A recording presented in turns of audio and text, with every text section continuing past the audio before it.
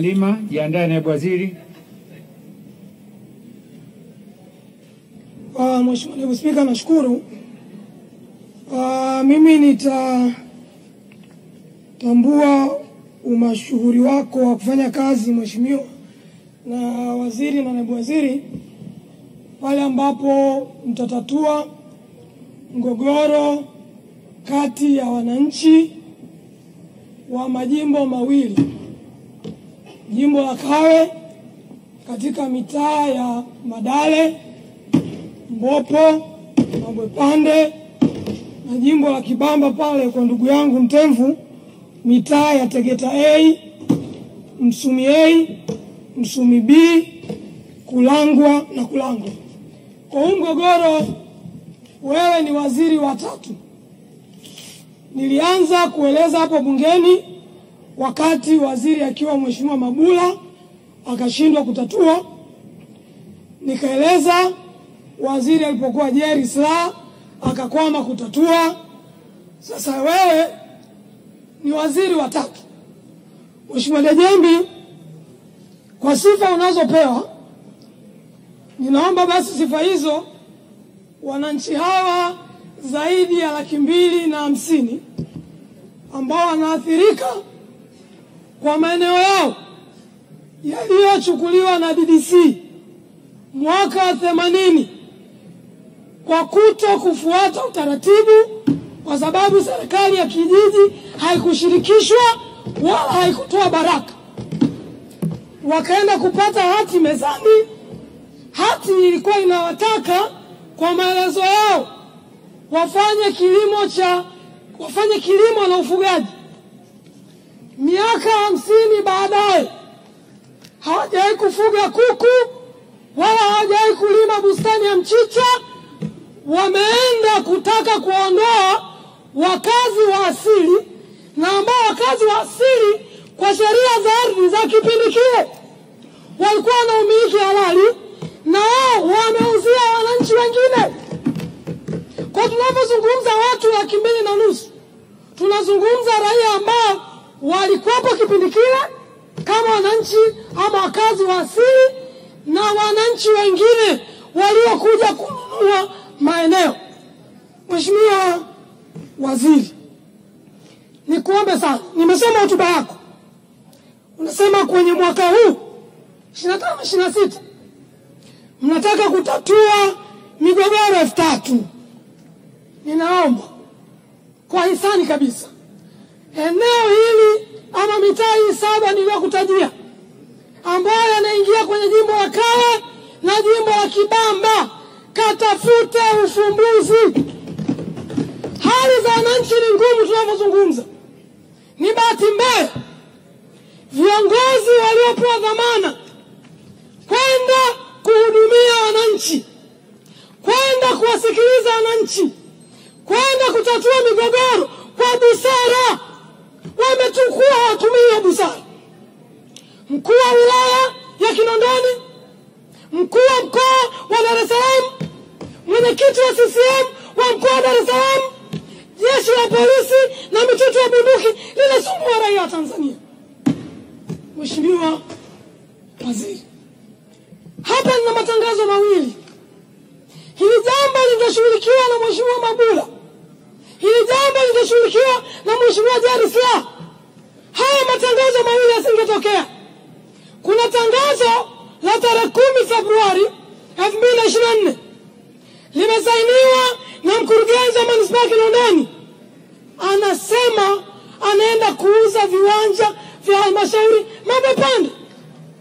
Tangazo la pili tarehe 9 Mei 2025 limesainiwa na Shedrack Maximilian, anaenda kuuza maeneo. Na mbaya zaidi, watu wamejenga nyumba zao, watu wana viwanja vyao, viwanja vyenye nyumba na viwanja ambavyo havina nyumba vinauzwa wakati wananchi wako ndani ya ardhi yao. Hii ni nchi huru. Ardhi ya Tanzania ni mali ya Tanzania. Mheshimiwa Rais amepewa dhamana. Tunaomba usaidie kumaliza huu mgogoro. Mheshimiwa, taarifa Mheshimiwa. Mheshimiwa Naibu Spika, anazungumza nusu vizuri, nusu haijakaa vizuri. Na kwa sababu kanishirikisha na nafasi ya kumpa taarifa. Serikali imejitahidi kwenda na huu mgogoro kwa hatua. Na hatua ya kwanza waliofanya chini ya mkuu wa mkoa wa Dar es Salaam, maeneo ambayo hayajavamiwa tayari. Twende taratibu. Hata kunipotezea muda. Maeneo ambayo hayajavamiwa katika eneo hilo, Mheshimiwa Naibu Spika, tayari serikali imetangaza wananchi waombe wapewe. Lakini maeneo ambayo yamevamiwa, serikali imetoa maelekezo tayari wananchi walipie kwa square mita shilingi 3,000. Baada ya yale ambayo hajavamiwa square mita ni 15,000. Unaweza kuona tofauti hapa serikali inafanya. Mheshimiwa, tunaendesha bunge kwa kanuni. Taarifa ni sehemu ya haki ya mbunge ndani ya bunge. Na msemaji anapewa taarifa, jibu lake ni moja tu, kukubali taarifa au kuikataa na endelea na shughuli zake. Mheshimiwa, haina haja kutupiana maneno, haina haja kugombana, wala haina haja jambo lolote. Ndio kanuni zinaposema. Na Mheshimiwa Halima, wewe ni mwanasheria. Hizi kanuni tumetunga pamoja. Endelea. Mheshimiwa Naibu Spika, sipokei taarifa na ninamshauri mbunge. Acha. Upokee taarifa, endelea. Sipokei taarifa. Ushauri wangu ni kwamba akasome nyaraka zote za historia ya mgogoro huu, aende shule akajifunze. Mimi ni mbunge wa mwaka wa 20 sasa.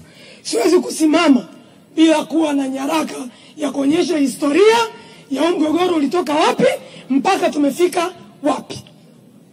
Mheshimiwa Waziri, mgogoro huu unahusisha maeneo ambayo yana shule zaidi ya 15, yana vituo vya mafunzo vya serikali, kuna zahanati zaidi ya 3, kuna viwanda zaidi ya 5 Mheshimiwa, kuna taasisi za kidini zaidi ya 6, kuna makanisa, kuna ofisi za serikali, kuna maeneo ya wekezaji, kuna maeneo ya maziko na kuna vituo vya kulelea watoto yatima. Kwa ni eneo ambalo linahusu ekari zaidi ya 5,000. Kwa nimalizie, juzi wananchi walikuja wakakuona wizarani. Umewaahidi wananchi utaenda kwenye maeneo husika kati ya tarehe 2 mpaka tarehe 7 mwezi wa 6. Wananchi wameshajitangazia huko kwamba waziri wa ardhi unaenda kuwatembelea. Ninaomba ahadi yako itimie, ukatatue mgogoro. Ushauri wangu mwingine, Mheshimiwa Waziri, ushauri wa bure kabisa. Nenda sikiliza pande zote. Watu ambao wanashiriki kukandamiza wananchi sasa hivi, wakijua na ziara, watakuwa wakupotoshe. Sikiliza upande wa serikali, sikiliza upande wa wananchi, upate kweli haki tendeke. Jambo la mwisho, tunalalamika hapa na naomba waziri utujibu.